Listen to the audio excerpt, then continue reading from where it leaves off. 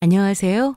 저는 올해 42살 초등학교 2학년 딸아이를 키우고 있는 엄마입니다. 남들 눈에는 평범한 결혼 생활을 이어가고 있는 아내이자 엄마처럼 보일지 몰라도 사실 저는 남편과 이혼한 상태예요. 남편의 바람 때문이었죠. 처음 남편의 외도를 알게 되었을 땐 세상이 무너지는 줄 알았지만 아이를 생각해서 신속하게 이혼 절차를 밟았었어요. 그런 와중에 저희의 이혼 사실을 모르시는 시어머니께서는 뜬금없이 저에게 돈을 요구하시더라고요. 그것도 무려 5천만 원이나요. 시댁에서 며느리 하나 잘 들였다는 말 한마디 못 들었지만 저는 그동안 이 집안에서 정말 최선을 다했다고 생각했어요. 그래서 늘 저 혼자 고구마만 잔뜩 먹은 기분으로 살아왔었죠. 그런데 가뜩이나 이혼으로 심란한 사람에게 돈까지 요구하니 얼마나 기가 차겠어요. 있는 정 없는 정이 다 떨어지고 정말 이 집안에 진절머리가 나더라고요. 그런데 오히려 그 어머님의 욕심이 저에겐 아주 좋은 복수의 기회로 포착됐지 뭐예요. 저를 숨막히게 만들던 이 집안에 드디어 사이다 한 잔을 들이킨 듯한 통쾌한 한 방을 날려주었고 저는 마침내 이들과의 인연을 깔끔하게 정리할 수 있었습니다. 저에게 있었던 이야기를 들려주도록 할게요. 남편의 외도를 처음 알게 된 건 작년 가을쯤이었어요. 누가 봐도 눈치챌 수 있을 정도로 남편의 낌새가 너무나도 확연하게 달라졌었거든요. 언제부터인가 남편은 집에 들어오는 시간도 점점 늦어지더니 같이 있는 시간에도 오매불망 늘 핸드폰만 붙잡고 있더라고요. 업무가 많아졌다고는 했지만 늦은 귀가 시간에 어떨 땐 낚시를 혼자 다녀오겠다고 1박 2일 외박을 하고 오기도 하고 친구들과 여행을 간다며 집을 비우는 일도 상당히 잦아지더라고요. 어느 친구냐고 물어도 돌아오는 말은 늘 똑같았어요. 저는 모르는 친구라고만 이야기하고 끝내 알려주지 않더라고요. 그렇게 의심스러운 행동을 하는데 어느 아내가 그냥 넘길 수 있겠어요? 겉으론 평소처럼 행동했지만 속으로는 불안감이 점점 커지긴 하더라고요. 남편은 누군가와 카톡을 주고받고 나서도 꼭 화면을 뒤집어 놓았고 샤워할 때도 핸드폰을 꼭 들고 들어갔죠. 말은 회사 일이 바빠져서 업무가 너무 많아져서 집에 와서도 연락이 온다고 말을 늘어놓기는 하는데 거짓말을 잘 못하는 건지 딱 봐도 거짓말인 게 너무 티가 나더라고요. 가족들과는 함께 있는 시간도 당연히 점점 줄어들고 있었죠.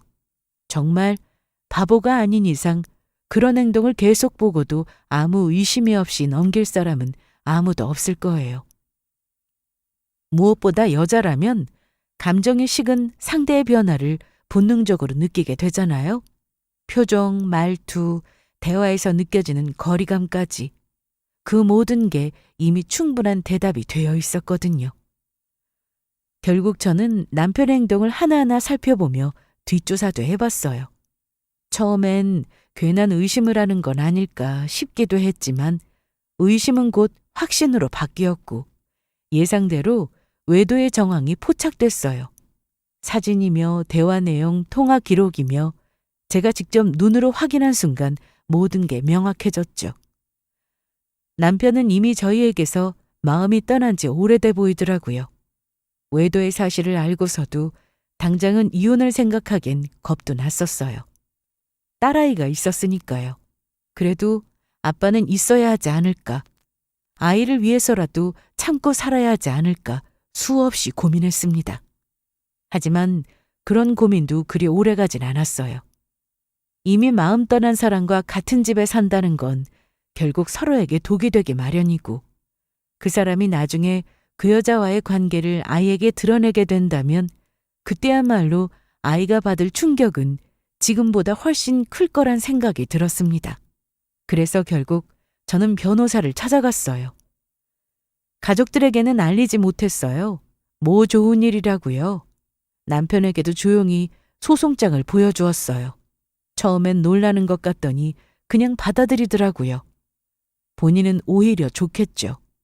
제가 순순히 이혼해 주는 거니 얼마나 속 시원하겠어요. 저는 이혼이 진행되고 나서는 남편과는 떨어져 지냈고 딸과 단둘이 지냈습니다. 아이한테는 아직은 솔직하게 이야기해 주지 못하겠더라고요. 그냥 아빠가 바쁜 일이 생겨서 잠시 다른 지역에 지내게 되었다는 말밖에요. 아이에게도 언젠가는 알려줘야 하고 아직 갈 길이 멀지만 그래도 깔끔하고 정확하게 뒤탈 없이 갈라서야겠다는 마음뿐이었던 것 같아요. 저희 아이에게 피해가 절대로 가지 않게 말이에요. 그렇게 마음이 복잡한 나날을 보내고 있던 어느 날, 예상치 못한 연락이 한 통 걸려왔어요. 바로 시어머니였죠. 평소에도 자주 연락을 드리는 편은 아니었어요. 어머님은 대전에, 저희는 경기도에 살고 있어서 물리적인 거리도 있었고, 그렇다고 서로 특별히 정이 많은 사이도 아니었기에 가끔, 정말 가끔 안부 연락 정도만 드리고 있었고, 명절이나 가족 행사가 있을 때만 뵙는 정도였어요. 제사도 없는 집안이라 더욱 찾아뵐 일이 별로 없었죠. 그런데 오랜만에 시어머니께서 저에게 전화를 주셨던 거예요. 무슨 일이 생긴 건가 싶어 잠시 망설이다가 일단 전화를 받기로 했어요. 설마 이혼 이야기를 들으신 건가 싶기도 해서 순간적으로 긴장도 됐었고요. 하지만 전화를 받은 뒤 저는 그 긴장이 허무할 만큼 어이없는 말을 듣게 됐어요. 제가 상상했던 걱정이나 안부는커녕 전혀 예상치 못한 이야기를 꺼내셨거든요. 그 순간 남편의 외도보다 더 큰 피로감이 몰려오는 느낌이 들었던 것 같아요. 어머님은 안부 연락이 아니라 투정을 위한 목적이셨거든요. 아이고, 잘 지내냐? 아주 바쁜 며느리 납셨지. 너는 꼭 내가 먼저 전화해야 연락하지? 며느리가 어디 시어머니한테만 연락받길 기다리냐? 내가 너 귀찮을까봐 일부러 연락 자제했었는데 말이야. 그렇다고 사람이 이렇게까지 매정할 수 있니? 너는 참 애가 정도 없다. 네가 워낙 바쁘니 그런가 보다 하고 말았는데 이젠 좀 서운해지려고 그래. 네, 어머님 죄송해요. 요즘 좀 정신이 없어서요. 아이 학교 일도 그렇고 회사 쪽 일도 바빠져서요. 마음은 자주 연락드려야지 하는데 실천이 잘 안 되네요. 근데 무슨 일 있으세요? 넌 뭐 무슨 일이 있어야만 전화하니? 그래, 바쁜 건 아는데 그래도 짧게라도 전화해줄 시간은 있을 거 아니야. 아유, 그래, 그건 그렇고 오늘은 내가 좀 할 말이 있어서 전화했거든? 아니, 내가 요즘 너무 분해서 살 수가 있어야 말이지. 지난번에 말해줬던 그 의사 며느리 있다던 친구 기억하냐? 아니, 글쎄 걔네 며느리가 피부 관리는 기본에 때마다 명품 가방까지 바치면서 이번에 나의 집까지 이사시켜줬다는 거야. 새 아파트에 뷰도 좋은 데로 친구를 딱 모셔놨다는데 아니 어찌나 자랑을 하든지 누구는 며느리 없는 사람도 아니고 무시도 그런 무시가 없지. 내가 이런 이야기나 듣고 살고 있으니 분해서 살 수가 있어야지. 그렇다고 내가 뭐 똑같이 너한테 그런 걸 바란다는 건 아니지만 근데 나라고 며느리 덕 못 볼 이유는 뭐냐고. 자랑거리 하나쯤 있어야 어디 나가서 말도 꺼낼 거 아니야. 다들 며느리 복 터졌다 효부다 어쩐다 하는데 나는 대체 뭐나 이거지. 아들내외 둘 다 살아있는데 말이야. 어느 세월에 나도 우리 며느리 하며 자랑 좀 해보겠냐고. 기분이 많이 상하시긴 하셨겠네요. 근데 어머님 말씀은 이해 가는데요. 제가 뭘 어떻게 해드릴 수 있는 상황이 아니라서요. 그 친구분 며느리처럼 능력이라도 좋으면 모를까. 저희도 그렇게 여유롭지 않아서요. 남편한테 말씀해 보시는 게 좋을 것 같은데요. 내가 들은 게 있는데 아휴 됐다. 돌려 말 안 할게. 채은이 아빠한테 얼핏 들어보니 결혼 전에 사돈댁에서 1억이나 증여받았다며? 그래서 내가 생각해 봤는데 5천만 원이면 될 것 같다. 그 정도 있으면 나도 좀 티나게 써보고 사람들 앞에서 자랑도 좀 하지. 그 돈 며느리가 시어머니한테 쓰겠다는데 누가 뭐라 그러겠어? 멋진 며느리 둬서 다들 부러워나 하겠지. 5천만 원이요? 어머님, 지금 진심으로 하시는 말씀이세요? 그 돈 제 부모님이 결혼 전에 주신 거고 남편한테도 그 돈은 터치하지 말아달라고 이야기해뒀어요. 그리고 제가 지금 어머님 편에서 며느리 노릇하며 기쁘시게 해드릴 정도로 마음의 여유가 전혀 없는 상태거든요. 솔직히 황당하고 당황스럽네요. 뭐 황당해? 내가 지금 장난하는 걸로 보이냐? 너는 시어머니한테 이쁨 한번 받아보겠다는 노력도 안 해보니? 애 하나 낳아놓고는 맨날 바쁘다는 핑계만 대고 얼굴 보기도 힘들고 전화도 내가 먼저 해야 하고 명절이면 와서 손 하나 까딱 안 하잖아. 그러면서 무슨 며느리 타령이니? 진짜 기가 막혀서 말이 안 나온다. 시어머니는 가족이야. 너 그렇게 성국고 아깝다고 생각하면 너만 손해받는 거야. 내가 돈만 받고 입 싹 닦을 사람으로 보이냐? 참나. 며칠 생각할 시간 줘볼게. 네가 하는 만큼 나도 잘해줄 테니 잘 생각해보거라. 그 돈 나한테 주는 게 네 이미지에도 분명 좋을 거다. 어머님 생각할 것도 없고요. 그 말씀은 전 못 들은 걸로 하겠습니다. 지금 제 상황도 모르시면서 이런 말씀을 하시는 게 아니에요. 더 대화 나누는 건 의미가 없을 것 같아요. 전 이만 끊겠습니다. 시어머니와의 통화를 끊고 난 뒤 한동안 핸드폰을 내려놓지 못한 채 멍하니 앉아 있었던 것 같아요. 숨이 턱 막히고 가슴이 답답해 마치 고구마를 꿀 없이 3개쯤 억지로 삼킨 듯한 기분이 들더라고요. 속은 뒤집히는데 어디 하소연할 것도 마땅치 않았고 그저 허공을 바라보다 한숨만 깊어졌습니다. 시어머니는 아마 친구분들 사이에서 들은 며느리 자랑이 꽤 배가 아프셨던가 봐요. 누군가는 피부 관리도 끊어주고 집도 이사시켜드렸다고 하니 본인도 뭔가 있어 보여야겠다고 생각하셨겠죠. 하지만 사람은 분수에 맞게 살아야 하는 법이잖아요. 뱁새가 황새 따라가다간 가랑이가 찢어지는 법인데 그런 것쯤은 말하지 않아도 그 정도 연세가 되면 당연히 아셔야 하는 게 아닌가 싶었습니다.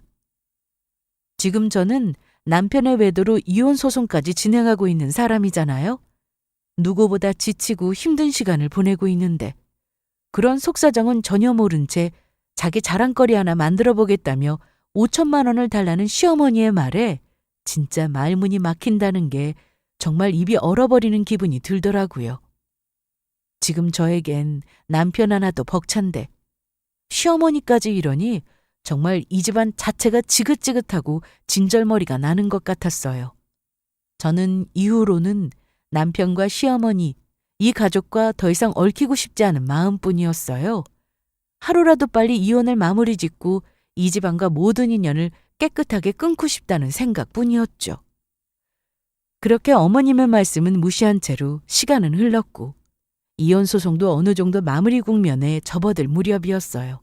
마음은 여전히 정리되지 않았지만 법적으로나 현실적으로나 이 집안과의 연결고리가 점차 사라지고 있다는 사실만으로도 조금은 숨통이 트이는 듯 싶었죠.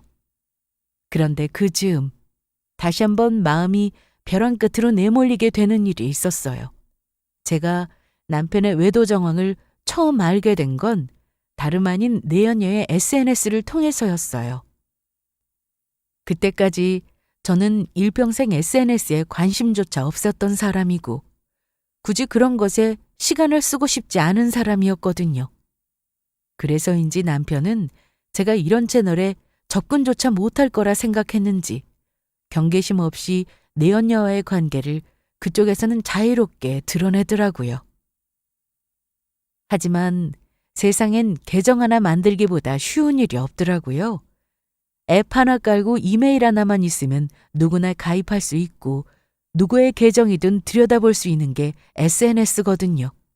남편 덕분에 저도 결국 SNS라는 걸 배우게 됐고 원치 않았지만 제 손은 그 불륜녀의 계정을 다시 찾아 클릭하고야 말았습니다. 사실 알고 싶지 않았어요. 그 둘이 지금 어떤 상태인지 여전히 만나고 있는지 행복하게 지내고 있는지 따위는 당연히 알고 싶지도 궁금하지도 않죠. 이미 끝난 일이라고 수백 번 되뇌었고 괘씸함이 온전히 사라진 건 아니지만 무덤덤하려고 무척이나 애쓰고 있었으니까요. 그런데 왜 항상 몸과 마음은 따로 노는 건지 제 손가락은 제 마음과는 달리 움직였고 결국 그 계정을 다시 들여다본 순간 예상하지 못한 충격적인 게시물 하나를 보게 되었어요. 불륜녀가 남편의 아이를 임신한 거예요. 초음파 사진과 임신 테스트기가 함께 나와 있는 사진에 우리 아가 엄마랑 건강하게 만나자라는 문구까지 적힌 게시물. 거기에 남편이 남긴 좋아요와 축보가 보고 싶어라는 댓글까지. 그 순간 저는 정말 아이까지 있는 아빠가 이럴 수가 있나 싶은 배신감에 정말 이대로 가만히 이혼해 주는 게 이 사람에겐 선물이구나 싶은 생각이 들었습니다. 오히려 둘이 행복하게 살라고 제가 도와주는 느낌이랄까요? 진짜 그런 배신감 앞에서는 사람이 정말 눈이 돌아버렸던 것 같습니다. 그래서 저는 이렇게 좋게 끝낼 수는 없다. 뭔가를 제대로 된 선물을 줘야 되겠다 싶은 결심이 들었어요. 이미 새 살림을 차리고 아이까지 가진 남편, 그리고 그런 사실은 전혀 모른 채 며느리 덕 좀 보겠다며 친구들 앞에서 자랑할 준비를 하던 시어머니. 그 두 사람의 얼굴이 머릿속에서 교차하면서 저는 어떻게 하면 저 집안 사람들 얼굴에서 그 웃음기를 싹 지워버릴 수 있을까? 이제 곧 손절할 사람들이지만 뼛속까지 기억에 남을 한 방이 뭐가 좋을지 곰곰이 생각해봤어요. 그래서 저는 시어머니의 소원을 들어드리기로 했죠. 그토록 바라시던 며느리 덕, 제가 아주 확실하게 보여드리겠다고요. 저는 핸드폰을 집어들고 곧장 시어머니께 전화를 드렸어요. 어머님, 안녕하세요? 잘 지내시죠? 다름이 아니라 저번에 어머님께서 해주신 말씀 곰곰이 생각해봤는데요. 그땐 좀 당황스러워서 제가 말실수를 한 것 같더라고요. 어머님 말씀이 맞는 말씀이셨어요. 제가 그동안 며느리로서 참 많이 부족했더라고요. 어머님께 따로 챙겨드린 적도 없고 연락도 뜸했고 전화 끊고 나니 계속 마음에 걸리더라고요. 늦었지만 저도 이제 제대로 한번 며느리 노릇 해드려야겠다 싶어서 연락드렸어요. 아니, 그때는 못 들은 거로 하겠다며? 무슨 바람이 들어서 이러는 거냐? 갑자기 왜 이리 고분고분하게 전화하고 그래? 어? 그럼 뭐 5천만 원 줄 수 있다는 거야? 네가 이제라도 며느리 노릇 해본다는 말이 내가 기대해도 되는 거냐고. 아니면 이런 거로 시어머니 놀릴 생각하는 거 아니지 너? 아니요, 어머님, 놀리다뇨. 저 진심이에요. 저번에 말씀드린 돈 드리려고요. 그리고 5천이 뭐예요, 어머님? 그 정도로는 그 의사 며느리 계신 어머님 친구분 앞에서 티도 안 날 거예요. 1억이라도 드려야 자랑할 만하지 않겠어요? 근데 워낙 큰 돈이다 보니까 조만간 제가 직접 내려가서 전해드릴게요.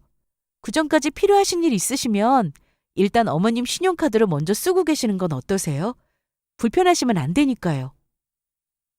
뭐 1억? 아이고 정말이야? 진짜지 너? 세상에 이게 무슨 일이냐? 나한테도 이런 날이 다 오고. 그래 그럼 나야 좋지. 안 그래도 이번 주에 모임 하나 있는데 그때가 자랑하기 딱 좋은 타이밍이네.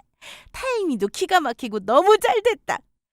며느리 보고 늦게 온다더니 이제야 좀 나한테도 오는 건가 싶네. 참, 그래 신용카드로 쓰고 있으마. 그래 고맙다. 며느리도 이런 며느리가 있어야지. 네, 어머님. 아참, 그리고 근데 이건 제가 남편한테는 아직 말 안 한 거거든요. 서프라이즈로 해드리고 싶어서요. 당분간은 남편한테는 비밀로 해주세요. 어머님만 아시고 조용히 준비하고 있다가 제가 따로 내려가 찾아뵐게요. 그때까지 비밀 부탁드려요. 아이고 걱정 하덜덜 마. 내 입은 무철새야. 엄청 무거워. 말 안 하지 않아. 일절. 이 맛에 며느리 두는가 보네. 내려올 때 연락 주거라. 어머님은 통화 내내 입이 귀에 걸리신 것 같았어요. 하하호호 웃는 소리가 얼마나 쩌렁쩌렁 하시던지 말끝마다 행복이 묻어나더라고요. 목소리 톤도 평소보다 두어 단계는 높아져 계셨고 말끝마다 그래 역시 내 며느리야 같은 감탄사가 빠지질 않았죠. 진심으로 즐거워하시는 듯한 그 모습이 저로서는 참 어처구니 없더라고요. 그 1억이요? 당연히 줄 생각은 조금도 없죠. 애초에 그런 돈을 줄 이유가 저에겐 없었고요. 지금 어머님 상태라면 자랑을 위해서라면 못할 게 없는 분이세요. 백화점이고 식당이고 있는 대로 긁어 쓰실 테고 그게 바로 제가 바랐던 그림이었어요. 그 돈 그대로 남편한테 고스란히 갖게 만들 생각이거든요. 남편은 자기 외도 사실이 시댁에 알려지면 어머님이 어떤 반응을 보이실지 잘 아는 사람이에요. 아마 다리를 분질러 버린다고 하실지도 몰라요. 어머니는 평소에도 가정 있는 사람이 바람 피우는 건 못할 짓이라며 입을 대시던 분이시거든요. 그래서 본인 입으로는 절대 말 못할 거예요. 저는 그런 남편의 속을 뻔히 알거든요. 사실 저도 제 친정의 이혼 사유를 말하지 못한 건 똑같죠. 남편이 바람 피웠다고 하면 저희 부모님 억장은 얼마나 무너지시겠어요? 그래서 저도 차마 입을 열지 못했고 결국 저희는 서로의 집에는 조용히 넘어가기로 이야기가 됐던 거였어요. 근데 그렇다고 종이에다 작성하고 서로 약속한 건 아니니까 어겨도 되는 거 아니겠어요? 각자의 집에 이야기 안 하기로 한 거지 제가 시어머니께 말씀드리지 않겠다는 이야기는 안 했거든요. 그때 당시엔 너무 남편 원하는 대로만 흘러가고 있는 건 아닌가 싶었지만 시간이 지나니 이 모든 조건이 오히려 저에게 유리하게 작용하기 시작하더라고요. 남편의 외도, 시어머니의 무지와 지나친 허영심. 이 세 가지가 그야말로 최고의 조합이 되었죠. 저는 그 흐름을 자연스럽게 따라갔을 뿐이에요. 그 후로 어머님은 정말 열심히 돈을 쓰고 계신다는 소식이 들려왔어요. 다가오는 주말 모임에서 입을 옷을 사겠다며 백화점에서 신발, 구두, 가방까지 일시불로 다 긁어버리셨고 모임 식사도 갑자기 본인이 대접하시겠다며 인당 15만 원이 넘는 고급 코스 식당을 예약하셨더라고요. 그날 전화로 저한테 자랑을 얼마나 하던지요. 이거 샀고 저거 샀고 친구들이 얼마나 부러워하겠냐 하면서 들떠 계셨어요. 저는 그럴 때마다 맞장구를 쳐드렸어요. 잘하셨어요, 어머님. 1억인데 더 마음껏 누리세요, 어머니. 기회되면 해외여행도 가셔도 좋죠. 그 말에 어머님은 또 낄낄대시며 좋아하시더라고요. 뭐 아들이 호강시켜 드릴 텐데 해외여행 당연히 좋죠. 저는 그렇게 좋아 죽으시는 어머님의 모습을 보며 속으로 이제 곧 어머님 앞에 진짜 선물이 도착할 텐데 그 기세 좋던 웃음이 어디까지 갈 수 있을까 싶은 생각이 들었어요. 그렇게 어머님께 잘하셨다는 말을 마지막으로 전한 뒤 저는 한동안 일부러 연락을 피했어요. 전화가 와도 받지 않았고 문자가 오면 요즘 너무 바빠서 연락드리기 어렵다라는 짧은 답장만 보냈거든요. 그런데도 어머님은 여전히 들떠 계셨는지 덕분에 친구들 앞에서 자랑 제대로 했다라는 답장을 보내오시더라고요. 그리고는 자연스럽게 질문을 덧붙이셨죠. 그 돈은 언제쯤 가지고 올 거니? 아마 제가 생각보다 빨리 내려오지 않으니까 조금은 애가 타셨던 모양이에요. 하지만 저는 그동안 아주 특별한 선물을 준비 중이었어요. 누군가는 귀한 소고기를, 누군가는 귀한 물건을 선물로 보낸다지만 저는 그 어떤 것보다도 강력하게 오래 남을 진실 하나를 준비해드렸죠. 저는 우체국 박스 1호 정도 사이즈의 겉보기엔 평범한 택배 상자였지만 그 안에 담긴 내용은 결코 평범하지 않은 걸 담았어요.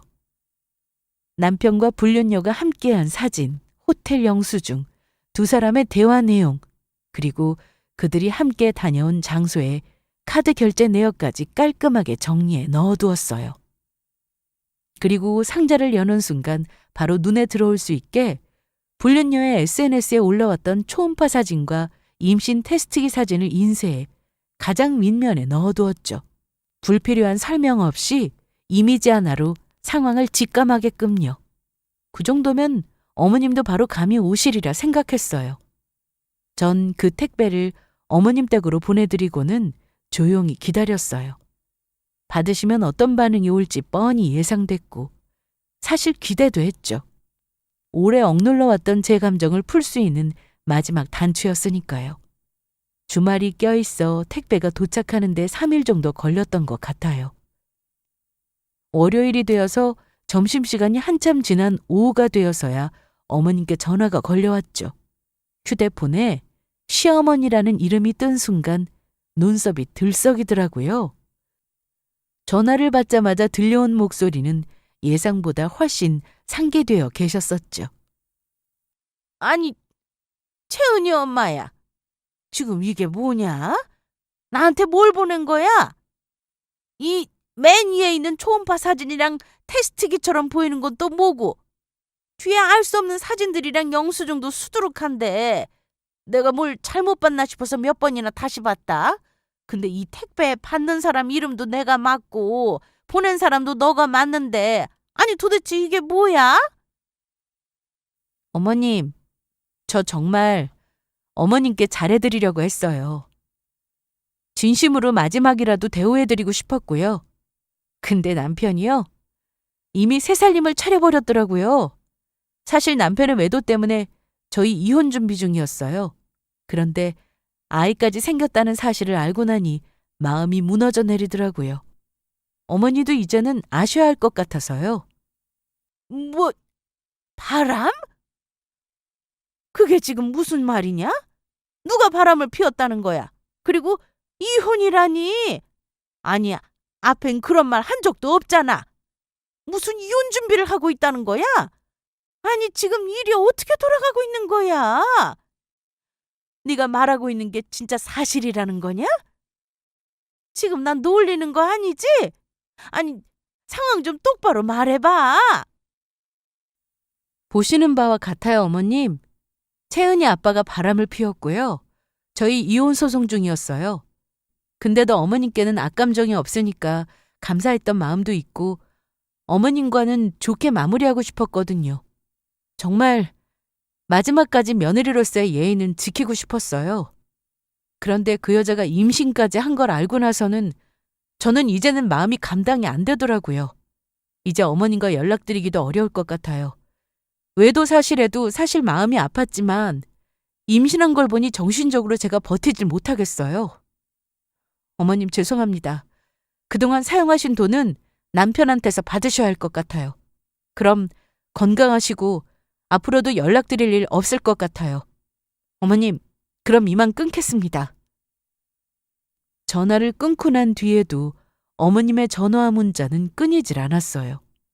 남편의 외도로 인한 이혼 소식에 충격도 많으셨을 테고 무엇보다도 본인이 벌려놓은 일에 대한 수습이 가장 먼저 떠올랐죠.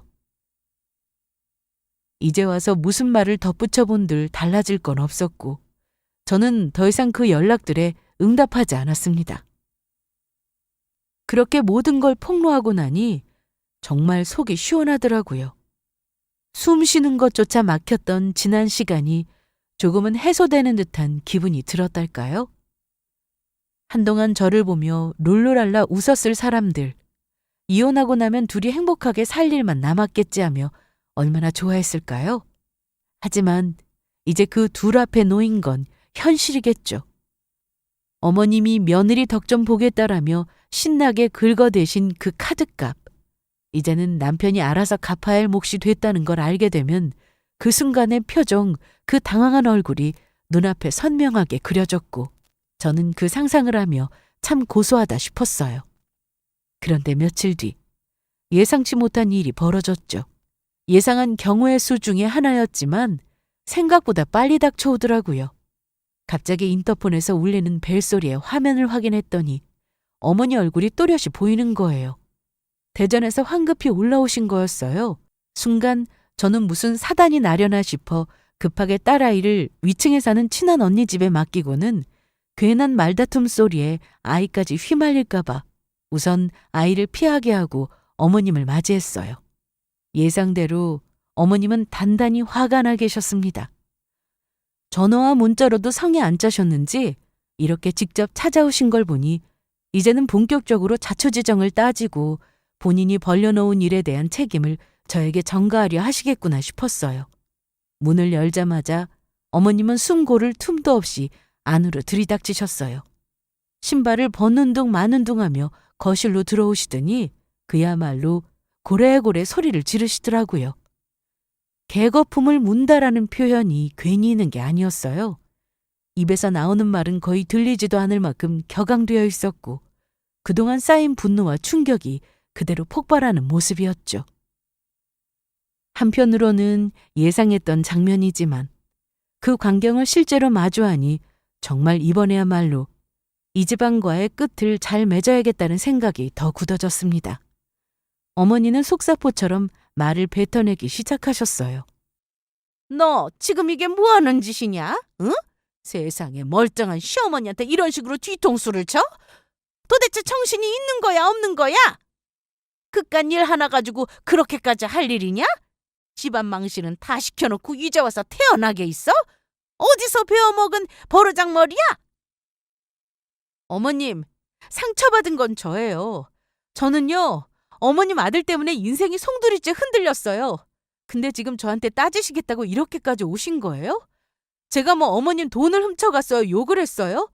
사실만 보여드린 거잖아요. 왜 상처 준 사람은 가만히 있고 상처받은 사람한테 화를 내세요? 어머님은 저희 채은이가 불쌍하지도 않으세요? 뭐라고? 이게 지금 차랑이라고 말하는 거야? 남 뒷조사나 해서 비밀이나 까발리고 그게 며느리가 할 짓이냐? 창피한 줄 알아야지. 이게 무슨 꼴이냐고 정말. 이런 짓 해서 너한테 뭐가 돌아오는데, 어? 너 하나 잘 살겠다고 우리 집안 엉망으로 만들고 아주 뻔뻔하게 굴고 있잖아. 그냥 좀 눈 감아줄 수는 없든? 너 하나만 참았으면 채은이도 모르고 살 수 있는데 왜 애를 아빠 없는 사람으로 만드냐고 왜? 그걸 지금 말이라고 하시는 거예요, 어머님? 어머님이 평소에 그러셨잖아요. 바람 피우는 놈은 사람도 아니라고요. 팔다리 부러뜨려 한다는 말 제가 몇 번이나 들었는데 제 앞에서 그런 이야기를 하시는 거예요? 근데 막상 아드님이 그렇게 하니까 입장이 확 바뀌시나 보네요?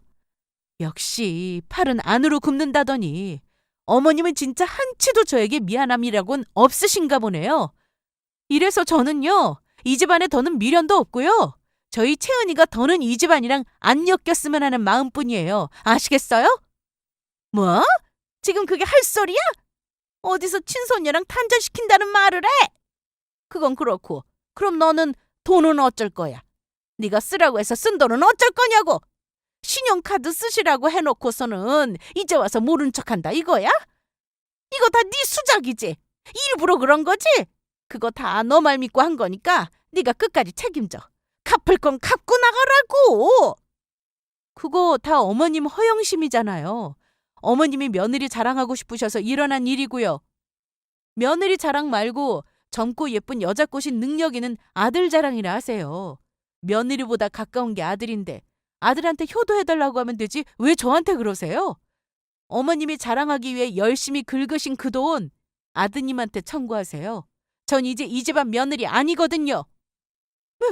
뭐야? 아니 내가 진짜 아유 내가 진짜 못 살아. 이놈의 자식을 내가 진짜 그 많은 카드값을 어떻게 해결하라는 거야 너는? 너도 알다시피 이놈 자식 그만큼 큰 돈 없는 거 너도 알잖아. 응? 네가 해외여행도 가라며.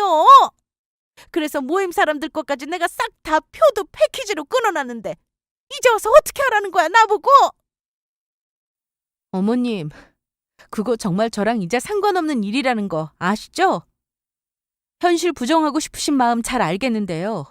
저는 더 이상 해드릴 말이 없어요. 저 계속해서 어머님 뵙고 있기 이제 힘들거든요.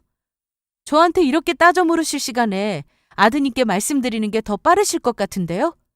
저 이제 채은이 데리러 가야 해서요. 이제 저희 집에서 나가주시겠어요? 저는 더는 말이 필요 없다고 판단했어요. 이미 드릴 말씀은 다 드렸고 들으셔야 할 진실도 전했으니 저희 집에서 나가달라고 말씀드렸죠.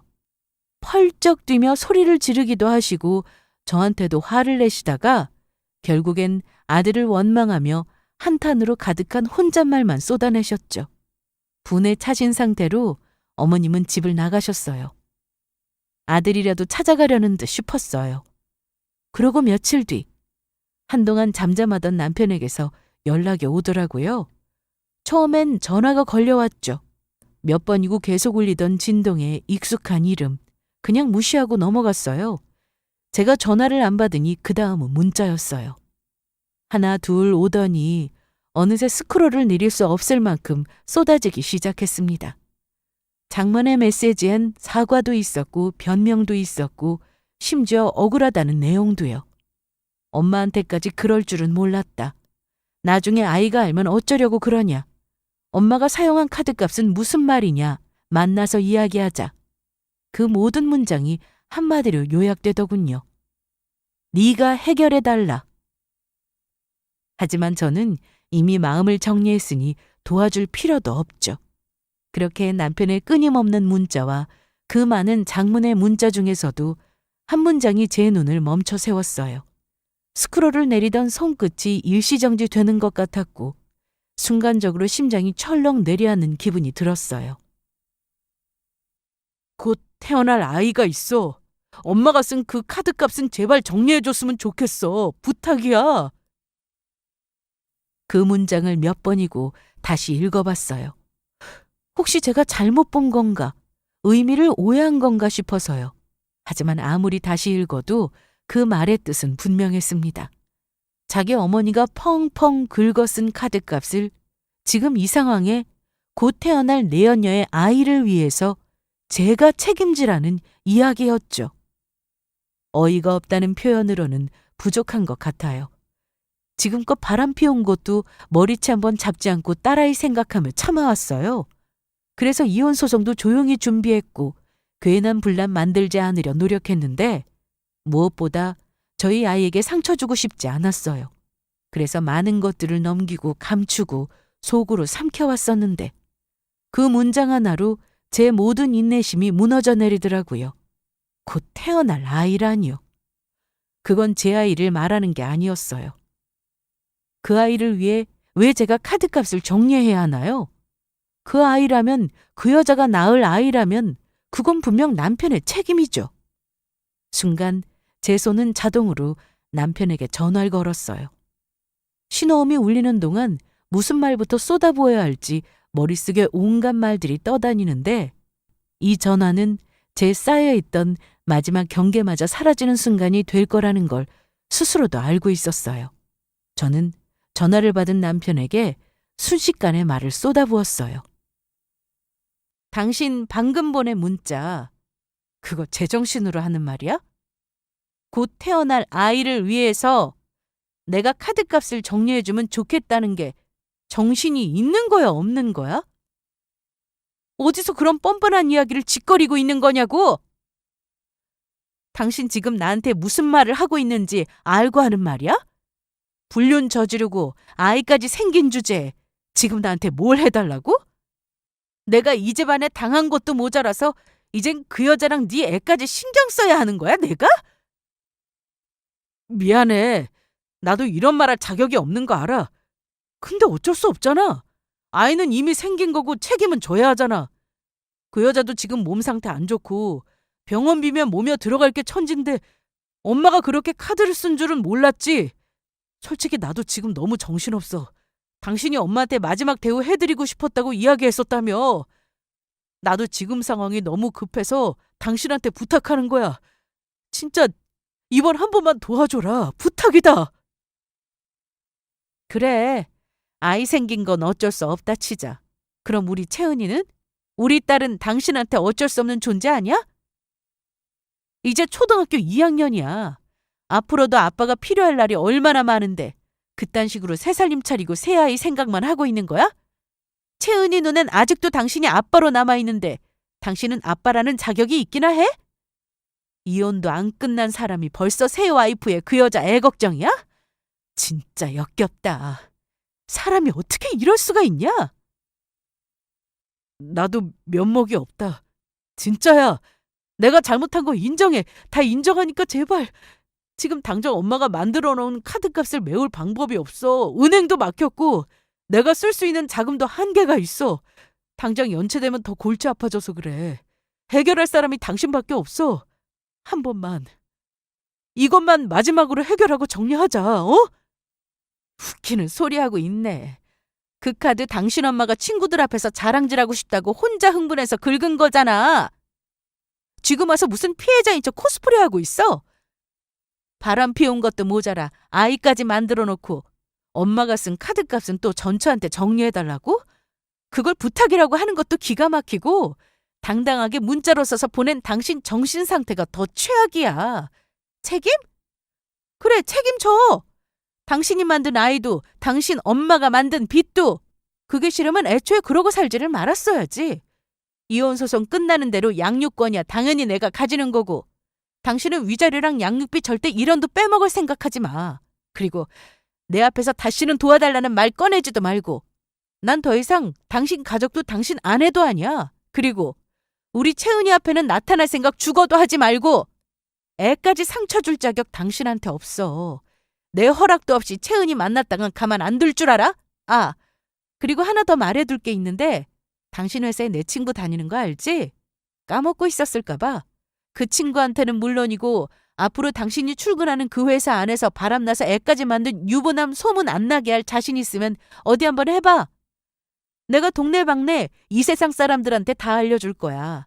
가정 다 망쳐놓고 이혼도 끝나기 전에 새 살림 차리고 하하호호 행복하게 잘 살 생각이었지? 웃기지 마. 누가 잘 살래? 누가 행복하래? 그딴 짓 해놓고 평범하게 살아갈 수 있을 거란 생각 자체가 잘못된 거야. 이제부터 당신이 받을 따가운 시선 수군거림. 숨 막혀도 어디 한번 견뎌봐. 창피해도 버텨야지. 그 정도 각오는 하고 일 저지른 거 아니겠어? 행복하게 살 생각 고이 접어도. 그 말을 끝으로 저는 전화를 끊었어요. 통화가 끝났다는 표시음이 들리는 순간 왠지 모르게 숨이 헉하고 멎는 것 같았어요. 한동안 핸드폰을 내려놓지 못한 채 그 자리에 가만히 앉아있게 되더라고요. 분노하기도 했다가 억울하기도 했다가 또 덤덤해졌다가 이상하게 그 순간엔 허무하다는 감정이 미친 듯이 밀려오더라고요. 정말 이걸로 끝이구나. 이 사람과 나눈 시간, 우리가 만들었던 가정, 행복했던 웃음들이 그 모든 것이 이제는 단순한 과거로만 남게 되었다는 사실이 가슴 한구석을 굉장히 씁쓸하게 만들었어요. 하지만 앞으로의 삶은 또 계속해서 전진해 나가야 하니 저는 예정대로 이혼 절차를 마무리했습니다. 남편의 외도 증거는 충분했고 위자료도 확실히 받아낼 수 있었어요. 합의서에는 양육권과 친권 전부 저에게 귀속되도록 명확히 기재했고 양육비는 매달 고정된 금액으로 지급일에 1일이라도 어기면 곧바로 강제 집행이 가능하도록 조항을 걸어뒀어요. 돈으로 아이의 상처를 보상할 순 없지만 그래도 최소한의 책임은 지게 해야죠. 그리고 또 하나, 남편의 그 여자. 서로 좋아서 만나고 아이까지 가진 관계라고요?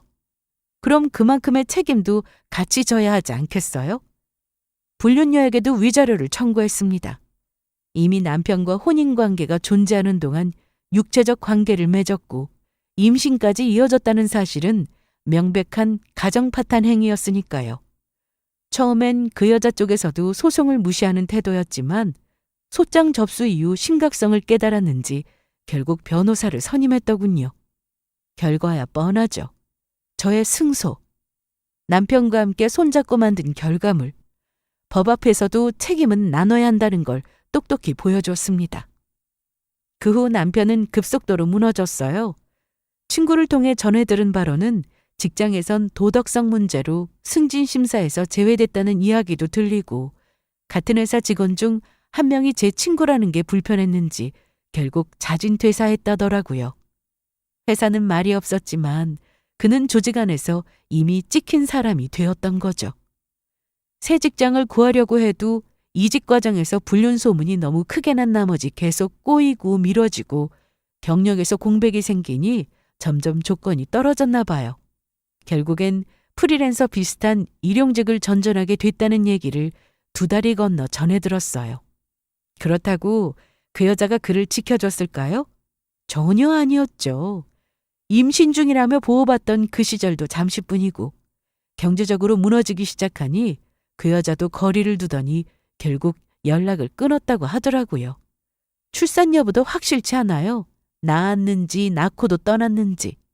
한때 둘이서 행복한 가정을 꾸미겠다고 호언장담하던 사람이 이제는 누구에게도 받아들여지지 못한 채 쓸쓸히 서 있네요. 그리고 어머님. 그분도 만만치 않은 후폭풍을 맞으셨죠. 카드값은 생각보다 훨씬 컸고 연체 이자까지 붙으면서 눈덩이처럼 불어나 버렸죠. 처음엔 남편한테 떠넘기려 했지만 남편이 엄마가 쓴 거니 엄마가 갚으라고 말끝을 자르자 완전 패닉에 빠지신 것 같더라고요. 그렇다고 친구들한테 도움을 요청할 수도 없는 게 이미 자랑은 다 해놨고 그게 거짓이었다는 게 들통나면 자존심이 얼마나 상하겠어요.